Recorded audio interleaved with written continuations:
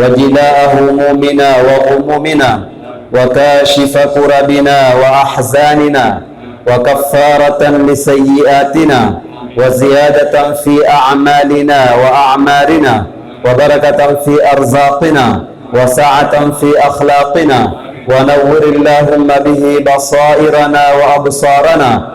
اللهم ذكرنا منه ما نسينا وعلمنا منه ما جهلنا وفهمنا منه ما قرأنا وارزقنا تلاوته آناء الليل وأطراف النهار على الوجه الذي يرضيك عنا أبدا ما أبقيتنا، واجعله حجة لنا لا حجة علينا، واستعملنا به سرا وعلانيا، وببركته اقض لنا جميع حوائجنا وجميع ما نحتاجها من الخيرات من أمور الدين والدنيا والآخرة، واجعلها كلها أن تكون خيرا لنا، وإن كانت شرا لنا فأبعدها عنا. اللهم بحق القرآن الكريم تقبل لنا جميع ما نويناها وما ننوي بها في قلوبنا، وتقبل لنا جميع أعمالنا ودعواتنا وجميع ما في قلوبنا وجميع ما نتمنيها ونرتجيها من الخيرات، واجعلها كلها أن تكون خيرا لنا، وإن كانت شرا لنا فأبعدها عنا ولا تردنا خائبين ولا خاسرين برحمتك يا أرحم الراحمين. وصلى الله على سيدنا محمد وعلى آله وصحبه وسلم والحمد لله رب العالمين. وبعد. Alhamdulillah, baada ya kumshukuru Mwenyezi Mungu Subhanahu wa Ta'ala, vile vile kumswalia Bwana Mtume sallallahu alayhi wasallam, tumshukuru Allah ambaye kwamba ametupatia taufiki tukaweza kuja kuswali salatu dhuhuri na vile vile kukaa kusikia maneno ya Mwenyezi Mungu Subhanahu wa Ta'ala, na vile vile kutujalia kwamba tuendelea kufunga mwezi mtukufu wa Ramadhani. Hizi zote ni neema za Mwenyezi Mungu na ni haki tuseme alhamdulillah. Tumshukuru Mwenyezi Mungu Subhanahu wa Ta'ala kwa sababu atuambia, wa ta'adhana rabbukum la in shakartum la azidannakum. Mwenyezi Mungu amechukua ahadi katika Qur'an ya kwamba mkinishukuru nitawaongezea. Kwa hivyo nikusema alhamdulillah, tumshukuru Mwenyezi Mungu Subhanahu wa Ta'ala, vile vile kukumbushana kutia nia ya itikaf ili tupate thawabu za itikaf inshallah. Kabla ya kuendelea na darsa, leo tumempata ustadhi wetu Khalifa Khalid inshallah, Khalifa Amiri. Sadana amenikumbusha baada ya Khalifa itoshi na Amiri kwa juu, Khalifa Amiri Khalid inshallah. Alikuwa ataka kwenda zake lakini nimemshika tupate baraka zake. Kwa hivyo inshallah kiasi atakavyo, ama kama ataendesha darasa mpaka mwisho pia ni sawa. Sasa hapo tumaliza sana ni kamili, uamuzi kwa kwako. Kama utatupatia kisha ukimbie, ama utaamua haya nimeamua kuwapatia mpaka timu zenu ziishe, amri kwa kwako na niko tayari kusikia. Falyatafaddal mashkuran majura. Assalamu alaykum wa rahmatullahi wa barakatuh. Wa alaykum assalam wa rahmatullahi wa barakatuh. Ikhwani fillah,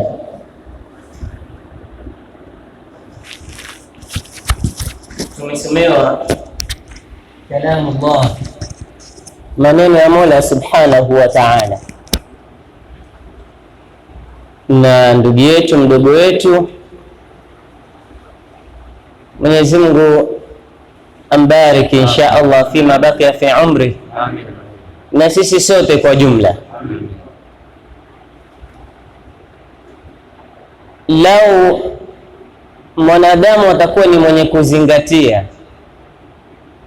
basi wallahi ataona neema ya Mwenyezi Mungu Subhanahu wa Ta'ala. Miongoni mwa aya alizozisoma ametukumbusha mbali katika suratul Hashr,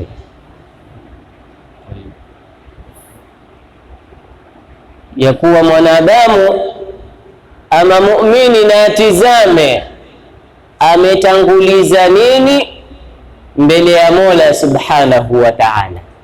Haya yote yatakayozungumzwa, lakini mwisho ni hapo. Kwa hivyo ndio mwanadamu atakikana an yakuna harisan ala alkhair, uwe uko kwenye mbio masaa 24, kila unaloliona hili ni kheri kwa mafundisho ya Bwana Mtume Muhammad uweko ndani, sababu hujui wewe ni katika lipi ambalo Mungu ndio atanijalia mimi kunifungulia mlango wa pepo kuwa nyuma ya Bwana Mtume Muhammad sallallahu alaihi wa alihi.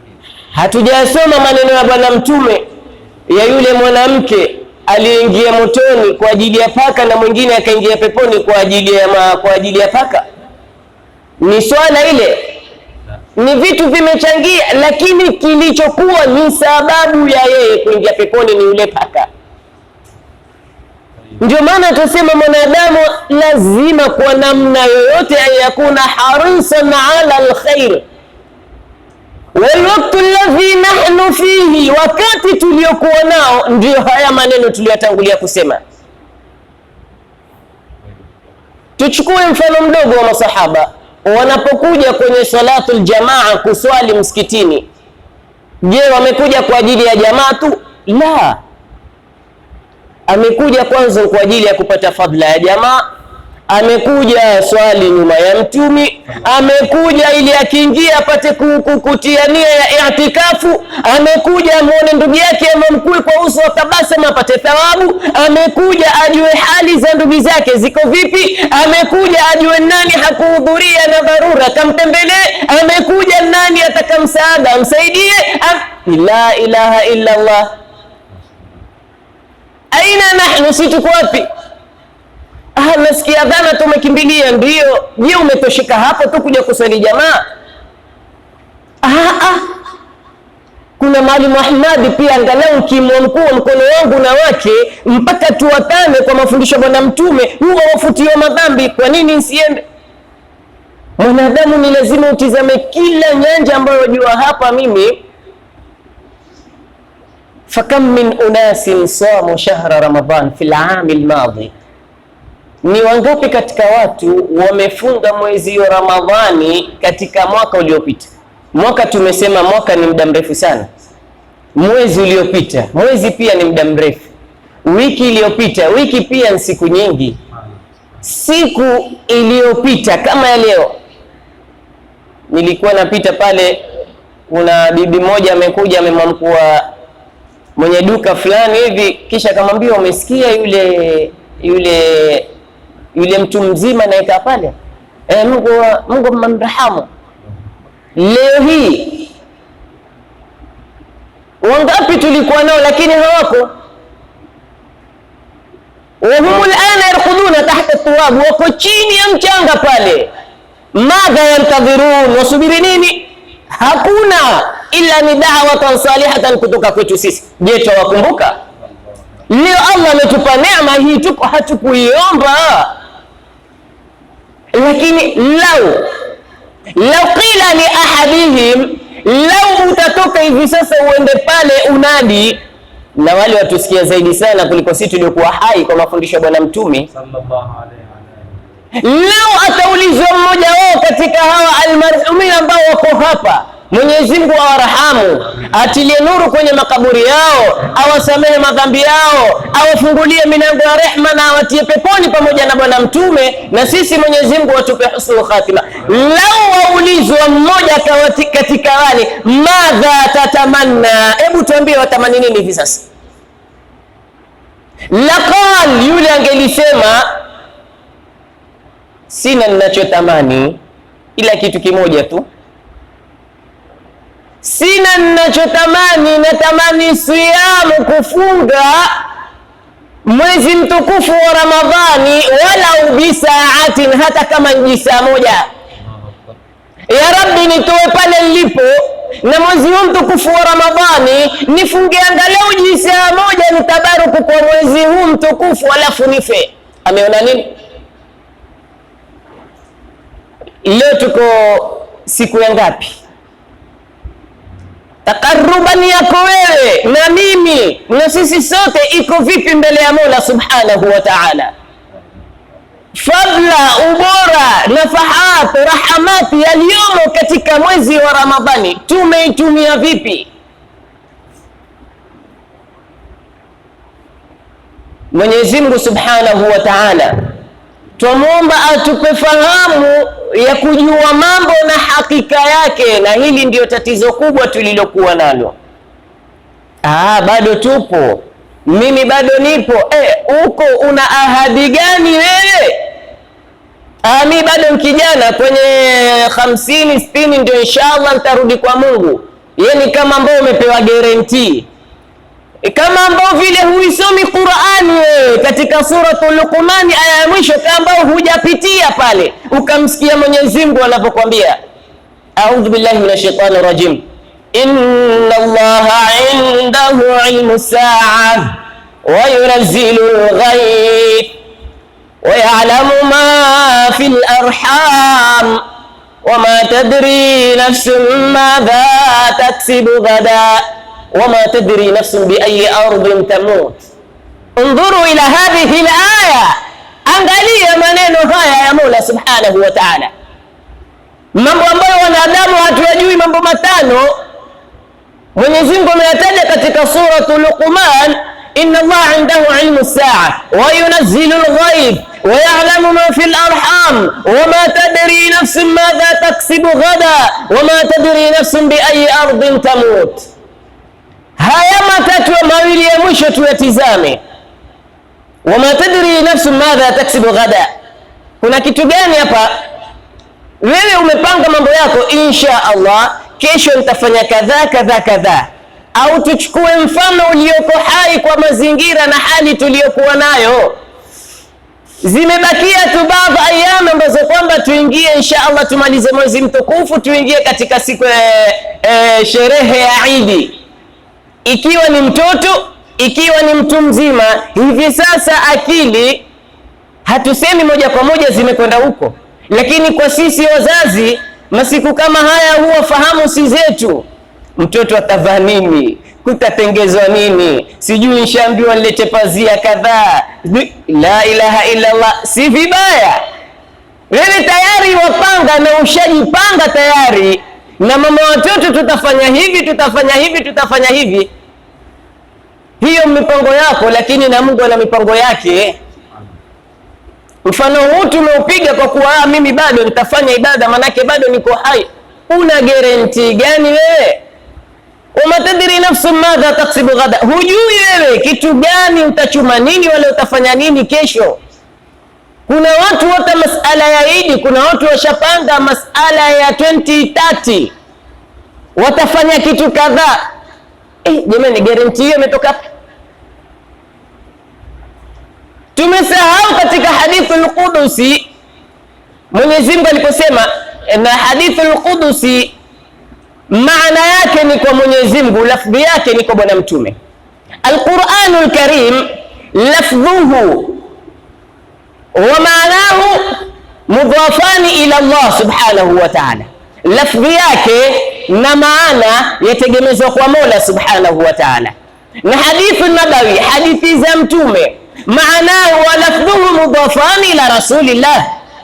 Maana na lafdhi, unaposema hadithi huwa ametegemezwa Bwana Mtume Muhammad, lakini tunaposema hadithul Qudusi maanahu mudhafun ila Allah wa lafdhuhu mudhafun ila Rasulillah. Maana yake huwa ni ya Mola, lakini aliyetamka ni Bwana Mtume Muhammad.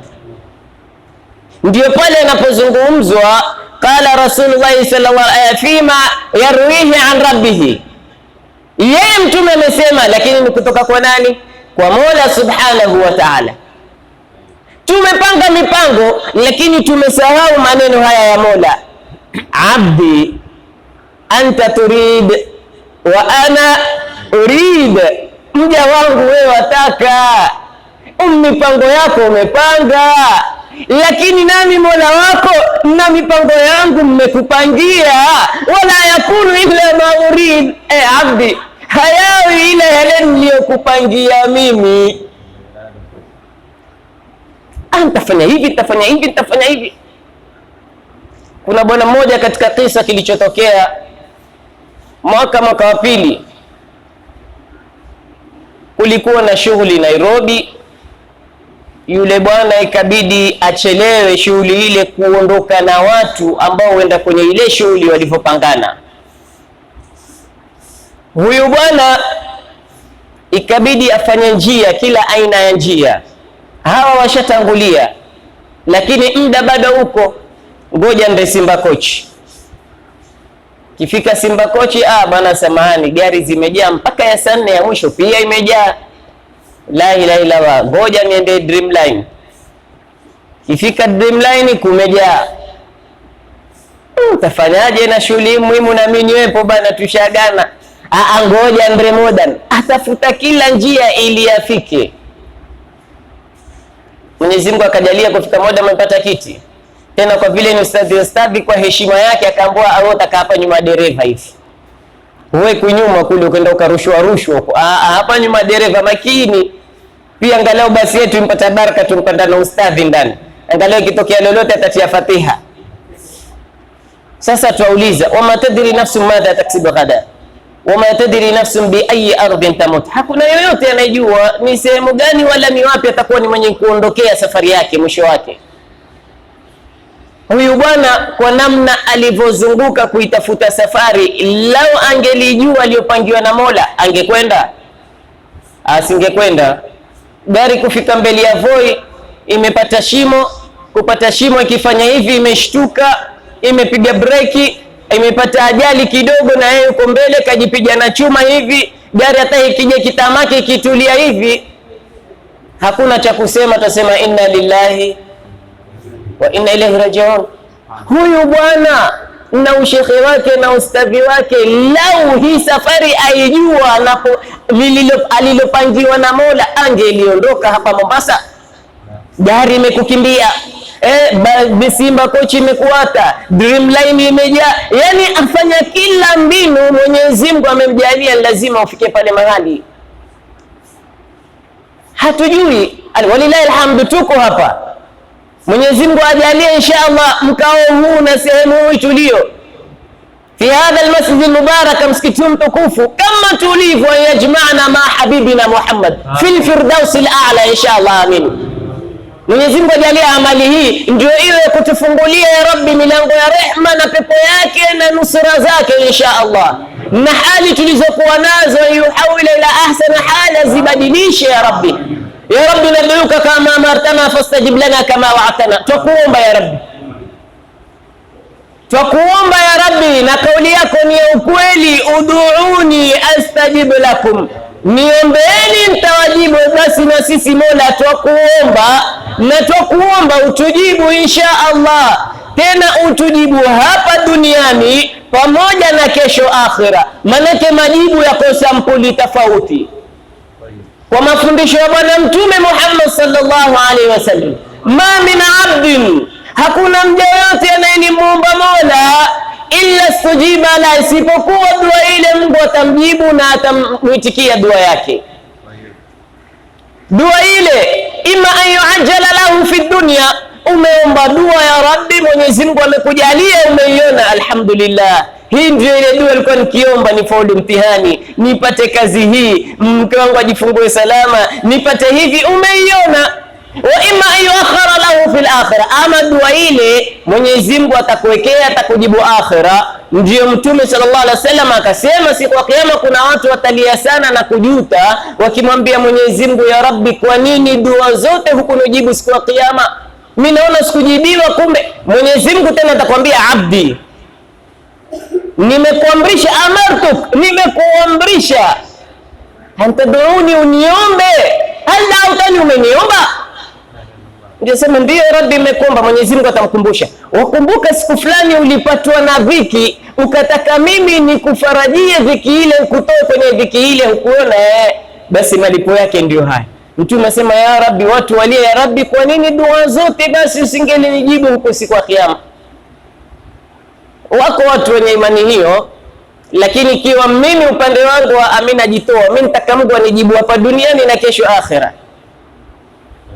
Mwenyezi Mungu atujibu dua zetu hapa duniani na kesho akhera pia akatujibu. Kama wewe una imani ya kuweza kusubiri hapo, ingie kwenye mitihani ulipwe huko, haya sio wengine imani zetu dhaifu bwana. Mungu atufungulie hapa duniani mambo yawe mazuri, fi dunya hasana wa fil akhirati hasana. Na Mtume akatuambia mwisho dua ile itakuwa wa imma ayukaffira anhu min dhunubi, dua ile umeiomba wakati ya panda imekutana na madhambi yako, umesafishwa. Wewe ona hukujibiwa dua, kumbe dua ulioiomba ni sababu ya kusafishwa madhambi yako. Mwenyezi Mungu atujalie yote, Mwenyezi Mungu atuhifadhi. Namshukuru shekhe langu, ustadhi wangu hapa kwa kunipa fursa hii kuchangia kidogo katika hii darasa, na naudhuru kidogo, lakini aliponizuia sikuwa na nguvu ya kuweza kuivunda. Basi nashukuru insha Allah, na baadaye nitakwenda mitandao, lillahi alhamd, mambo yamekuwa mepesi, nitatizama angalau nione pale aliponirekebisha, ili siku ya pili nisikosee insha Allah. Assalamu alaykum wa rahmatullah. Shukran Amir Khalid, Mwenyezi Mungu akubariki kwa maneno yako yenye faida kubwa sana, na yametupatia kukumbuka manake akhira, na ni mengi manake leo tutahesabu hayaishi. Kwa hiyo inshallah Mungu akubariki, na sidhani kwamba kuna cha kutiwa taaliki hapa, manake hata nikisema sawa atakuwa nimekosa adabu. Kwa hivyo inshallah tutaendelea na barnamiji yetu ya tafsiri ya Suratul Namli kwa dakika ambazo kwamba zimebaki, na Mwenyezi Mungu atatuwafikia. Tukiendelea na tafsir ya Suratul Naml, jana tulifika sehemu ambayo kwamba Nabii Allah Suleiman alipokuangalia upande wa majeshi ya ndege akamkosa ndege anaitwa Hudhud, na akawa Nabii Allah Suleiman alayhi salam hana udhuru wowote ambao kwamba amepatiwa ya kwamba Hudhud leo hadi ama leo hakupatikana. Nabii Allah Suleiman akatoa oda katika lile jeshi ya kwamba la uadhibannahu adhaban shadida au la adhbahannahu au la yatiyanni bisultanin mubin. Nabii Allah Suleiman tuambiwa ya kwamba ashrafa Suleimanu alayhi salam ala afradi mamlakatihi. Nabii Allah Suleiman alifanya ishraf, manake ni kupitia na kusimamia na kuangalia mambo yaenda vipi. Hiyo Kiarabu yaitwa ishraf, ili ajue ahwalaha, hali za wale ndege na jeshi lote kwa jumla, wakiwa binadamu ndani na majini. Faqala, Nabii Allah Suleiman akazungumza, baada an nadhara fi ahwali at-tayr, baada ya kuangalia ahwali za ndege wale, ma liya la ara al-hudhud, kwa nini mimi simuoni Hudhud? Chunguza, kaangalia, hamuoni Hudhud. Thumma taakkada min ghiyabihi, kisha Nabii Allah Suleiman akahakikisha kwamba Hudhud ameghibu, hakuja katika msafara. Ndio yeye mwenyewe akajibu, faqala bal huwa min alghaibina, bal Hudhud katika wale walioghibu, hawakuja katika msafara. Na jana tulitafsiri maana amkana yatafsirika bimaana bal. Nabii Allah Suleiman alikasirika sana kwa sababu Hudhud amekosekana katika msafara, na hakuna dharura yoyote inayojulikana iliyomfanya Hudhud asije katika msafara. Na hata tukapiga mfano jana, mwalimu wa madrasa ama wa skuli akimkosa mwanafunzi na hana dharura yoyote aliyoileta, basi mwalimu hukasirika, na mwanafunzi akija atapata adhabu. Na hata akitoa dharura ambayo kwamba ni yenye kukubalika, itakuwa bado ana makosa. Kwa nini hukujulisha mapema? Umekuja kujulisha dharura zako baadaye. Sasa Hudhud hakuja, na Nabii Allah Suleiman hana ujumbe wote. Na sababu ambazo kwamba zilomfanya Nabii Allah Suleiman kujua Hudhud hayupo, yasemekana kuna sampuli mbili. Kwanza walikuwa wale ndege wamfinika Nabii Allah Suleiman, kama tulivyosema nyuma, jeshi la ndege huwa litadhlilihi, humwekea kivuli asipigwe na jua.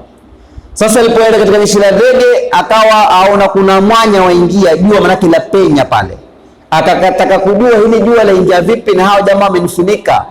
Alipoangalia aona nafasi ya mtu mmoja hapa ndio leta mwanya hapa, ni nani? Akaambia Hudhud akuja, ndio palipake hapa. Kisha na namna nyingine ilikuwa Nabii Allah Suleiman akitembea na jeshi lake, jeshi likiwa limesikia kiu lataka maji na labda pale karibu hakuna maji, ilikuwa kazi ya kwenda kuangalia maji yalipo ya Hudhud. Yeye ndiye atumwa aenda kuangalia, akaliambia jeshi Nabii Allah Suleiman kwamba upande huu ndio kuna maji, pale kuna maji, ilikuwa kazi yake. Yasemekana pia katika sababu alitafutwa kutumwa kwenda kuangalia maji yalipo ili yakatekwe maji watu wasaidike, akawa hakuonekana. Nabii Allah Suleiman akasema la uadhibannahu, nitamwadhibu. Tena aliapa, hii lama hapa ni lilqasam, ni ya kiapo, wa nunu litaukidi, na nuni nayo ni ya kutilia mkazo maneno, nitamwadhibu adhaban shadida, adhabu kali sana. Jamaa shangae, leo kuna hatari hapa. Mfalme Nabii Suleiman asema tamwadhibu Hudhud adhabu kali, au la azbahannahu, ama kizidi nitamtinda kabisa, watu wafanye kitoweo wale, sito vinaisha. Sasa semekana ile iliposema la uadhibannahu adhaban shadida, nitamwadhibu adhabu kali sana, ni kwamba alikuwa amempangia hiyo adhabu kali. Hudhud akija amtoe mabawa yale, amsumue mabele yake ya kurukia, asiruke tena, ndio adhabu kali hiyo. Wewe usijifanye huna adabu, umehepa kwenye msafara bila dharura, basi kwanza leo hakuna kuruka, amsumue mabawa yale basi, au Hudhud atembea chini tu, hana tena cha kuruka. Au la azbahannahu, ama nitamtinda, amtinde, mambo yaishi. Nabii Suleiman akawa ameshatoa oda kama hiyo ya kwamba Hudhud akija atamwadhibu kadhabu kali ama atamtinda. Mwenyezi Mungu Subhanahu wa Ta'ala atuambia famakatha ghaira ba'id, Hudhud yani makatha alhudhud zamanan ghaira ba'id min tahdidi Suleimana lahu. Hudhud alikaa wakati ambao kwamba ghaira ba'id, sio mbali sana, manake kitambo cha Nabii Suleimani kutoa oda nitamwadhibu ama nitamtinda, baada ya muda wa dakika za kuhesabu huyo aonekana amezuka, amekuja. Alipokuja kwa Nabii Allah Suleiman, kabla hajaulizwa, kwa sababu ajua amefanya makosa, amekosekana na hakuna udhuru aliotoa, wala hakutoa hata salamu, angalau mpatie ndege mwenzake, mwambie Mfalme Suleimani, mwambie Nabii Suleimani mimi nina dharura. Hakutoa hata salamu. Akija kuna Nabii Allah Suleiman akamwambia kama Qur'ani inavyotuambia, ahattu bima lam tuhit bihi, mimi nimeenda kuyazunguka mambo. Maanake tafsiri yatuambia alimtu ashyaa, kuna mambo mimi nimeyajua, anta lam ta'lamha, wewe hujajua hayo mambo. Tena tuambiwa huyu ndege ni mjanja. Wabtada kalamahu bihadhihi aljumla allati fiha ma fiha min almufajaat, alianza kwa lugha hii iwe ni kumfanyia kama surprise Nabii Suleiman, ashtuke, kuna nini tena, mbona unaleta surprise? Sasa ikiwa ameletewa maneno ya kumshtua, kuna wakati wa kufanya kesi, mbona hukuja, mbona umechelewa, itakuwa Nabii Suleiman kwanza akili yake ataka kusikia kuna habari gani Hudhud amekuja nazo ambazo kwamba mimi sijui. Ilikuwa ni mufaja. Mufaja ni Kiarabu, tukisema Kizungu itakuwa ni surprise. Kama Kiswahili tunaweza kusema labda maneno ya ghafla alikuja nayo kwamba ilikuwa hajulikani ama mapya. Nabii Suleiman akawa msikia Hudhud, huyu nimemkosa mimi, nimemtolea oda ya kumtinda ama kumwadhibu, amekuja na ndio kuna mambo yeye ameyajua, mimi sijui mambo yapi haya. Tena tuambiwa na mufassir ambaye kwamba aitwa Al-Alus Sahibul Kashaf, si Alus, huyo ni Sahibul Kashaf, atuambia alhama Allahu al-hudhuda fakafaha Sulaimana bihadha al-kalam ala ma utiya min fadli an-nubuwa wal hikma wal ulum wal ihatati bil ma'lumat al-kathira ibtila'an lahu fi ilmihi. Hudhud Mwenyezi Mungu alimtia ilham azungumze na Nabii Suleimani haya maneno, pamoja na Nabii Suleimani kwamba ana fadhila ya utumi, ana hikma, ana elimu, ana maalumati mengi, ibtilaan lahu fi ilmihi, ili Nabii Suleimani afahamu kwamba yeye pia ameondwa katika elimu yake, kuna mambo hayajui, kwa sababu Mwenyezi Mungu atuambia wama utitum min alilmi illa qalil, hamkupawa katika ilmu isipokuwa ni kitu kidogo sana. Aya nyingine tuambia nini? Wa fawqa kulli dhi ilmin alim, juu ya kila mjuzi kuna mjuzi mwingine. Utakapokuwa na ilmu, ndio kuna mtu anakushinda, na alomshinda wewe kuna alomshinda, na alomshinda wewe kuna alomshinda, mpaka kwa Mtume sallallahu alaihi wasallam. Mtume sallallahu alaihi wasallam amewashinda wote. Juu ya Mtume sallallahu alaihi wasallam ni yeye mwenyewe Mwenyezi Mungu Subhanahu wa Ta'ala. Kwa hivyo kila elimu iliyoko juu kuna mwingine bora zaidi, bora mpaka kwa Mwenyezi Mungu. Sasa Mwenyezi Mungu ataka kumuonyesha Nabii Allah Suleiman, elimu nilokupatia bado kuna vitu vijui wewe. Watalbihan, na haya maneno Hudhud kumwambia Nabii Allah Suleiman ilikuwa ni Mwenyezi Mungu amemtia ilhamu azungumze hivi ili kumzundusha Nabii Allah Suleiman. Amzundusha kwa lipi? Maana tanbihi ni kumzundusha mtu ala anna fi adna khalqihi wa adhafihi man ahata ilman ma lam yuhit bihi. Nabii Allah Suleiman ajue anna fi adna khalqihi, kwa kuwa katika wadogo kabisa wa viumbe wa Mwenyezi Mungu, wa adhafihi, na kiumbe dhaifu kabisa naye mwenyewe nani? Ni Hudhud. Man ahata ilma, kuna alojua ilmu, bima lam yuhit bihi, Suleimani hajajua bado, afahamu kwamba yeye nabii, yeye ni mfalme, lakini kuna kiumbe dhaifu ana ilmu ambayo kwamba yeye Suleimani hana, na ndio hii ilmu ya Hudhud alipomwambia ahatu bima lam tuhit bihi, kuna mambo mimi nimeyajua wewe huyajui, na unabii wako na ufalme wako. Tena Mwenyezi Mungu alimjalia Hudhud kuzungumza hivi litatahaqara ilayhi nafsuhu, ili nafsi ya Nabii Suleiman ijione ni mnyonge, kwamba sijisikie, manake nafsi yake isijisikie kwamba ajua sana yeye, kuna mambo mengine hayajui. Wa yatasaghara ilayhi ilmuhu, na ilmu yake iwe ndogo kwake, aone kwamba mimi bado. Na kawaida Mwenyezi Mungu ametuambia wama utitum min al-ilmi illa qalil. Sasa Nabii Suleiman aonyeshwa haya na Mwenyezi Mungu. Kwa upande mwingine alitoa habari kuna watu wafanya makosa akawarakibishe, na kwa upande mwingine aonyesha kwamba utakapokuwa na ilmu, wama utitum min al-ilmi illa qalil, ilmu ulopatiwa ni chache sana.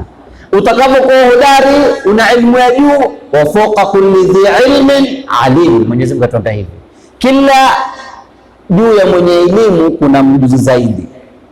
Hata Nabii Musa alihisi kwamba yeye kwa zama zile zake hakuna mwenye elimu kumshinda yeye kwenye hisia zake, manake aliona hivyo kwa sababu yeye ni mtume, yeye ndiye ameleta dawa. Hakuona kwamba hakufanya ni kibri au kujiona, lakini akahisi kwamba mimi katika watu tulioko sisi, mimi ndio aalam, ni mjuzi zaidi. Mwenyezi Mungu akataka kumuonyesha kwamba bado kunaye ile kushinda. Mwenyezi Mungu akampeleka Nabii Musa kwa Khidri, akamwambia Khidri, hal attabi'uka ala an tuallimani mimma ullimta rushda qala innaka lan tastati'a ma'iya sabra. Ukienda kusoma katika suratul Kahfi, na ni sura kila Ijumaa yasomwa ama usiku wa Ijumaa, habari hizi ndefu ziko. Mwenyezi Mungu atakuonyesha Nabii Musa kwamba elimu ni nyingi, wewe nimekupatia si yote. Yule bwana akamwambia Nabii Musa ya kwamba huwezi kunifuata kwa sababu nitafanya mambo mimi, utashindwa kusubiri wewe, utaleta maneno, maswali mengi, kesi nyingi. Akamwambia kuna wasiwasi bwana, satajiduni inshallah minas sabirin wa la a'si laka amra, usikuasi. Khidr akamwambia tumezetu tuanze safari. Safari ile ikianza, mara wakaingia katika jahazi. Wakiingia katika jahazi kama suratul Kahfi inavyotuambia, na suratul Kahfi imebeba mambo mengi, inshallah tutaipangia katika Ramadhani ambazo kwamba zitakuja. Mwenyezi Mungu atupatie umri mrefu. Katika jumla ya darasa ambazo kwamba tutazitoa, inshallah tutapanga Ramadhani moja tuieleze suratul Kahfi. Kuna mambo mengi ndani ambayo kwamba ni mazito, kando na wale watu waliokwenda kulala miaka 309, habari zile kando, na kuna habari za hawa kina Nabii Musa. Akiingia katika jahazi, mara yule mama ametoboa jahazi. Wewe vipi bwana, sisi tumepatiwa lifti kisha utoboa jahazi? Jamaa na ilmu amshinda Nabii Musa. Nabii Musa alikuwa jiona yeye mwenye ilmu. Mungu atakumwonyesha kwamba kuna waja amewapatia ilmu kushinda wewe. Vipi atamlaumu kesi kwa lugha ya sasa, bwana umpatiwa lifti alafu piga na honi? Sisi tumepatiwa lifti kwenye jahazi, umekuja waitoboa. Yule akamwambia, si nilikwambia huwezi kusubiri mimi? Samahani bwana, haina shida bwana, nisamehe nimekosea. Na yule bwana afanya kwa hikma, kwa sababu pale katika ile bahari ilikuwa kuna mfalme, yaakhudhu kulla safinatin qasba, jahazi nzuri huitukua tu. Ule mfalme jabari akiona mashua imetengezwa vizuri itamfai hutukua. Sasa Khidr akaitoboa ili iwe na ila ule mfalme asiupokonye hawa maskini ile jahazi. Lakini Nabii Musa hana elimu hiyo, na huyu bwana atupatoa lift alafu haribu. Anambia basi nilikwambia usimuulize kitu uweze. Nisamehe. Akaenda mbele, hapa barana ukuta kwanza wakaomba maji, jamaa wakakata kuwapata maji. Mara pale mjini kuna ukuta umevundika. Khidr anambia bwana, ndio tusimamishe ukuta tujenge. Itakuwaje bwana, maji hakutupatia hakuna hawa? Akamwambia, si nilikwambia bwana mimi huwezi safari yangu bwana, na kuna safari nyingine ni mzito. Wewe hata kwa pengine kuna mashekhe wengine utatamani kusafiri na wao, nitafuata safari fulani mshekhe fulani niende ila maulidi fulani. Ukienda ile banda mjelo nayo utasinywa, tafakari kama singekuja mimi. Na mwakane kwa betoro kwa utambastaki. Watu hawajui, kuna watu wengine hawajui, wana fulani tamfuata wa group huenda basi, lakini kuna barnamiji pale, kuna nidhamu wenyewe umezipanga katika barnamiji yake. Huwezi utoshi, manake umeweza kupumzika, kuna mara kulala kushiba. Yeye hana timu ya kula, kwa kidogo twende kazi, pumzika dakika 5 twende kazi.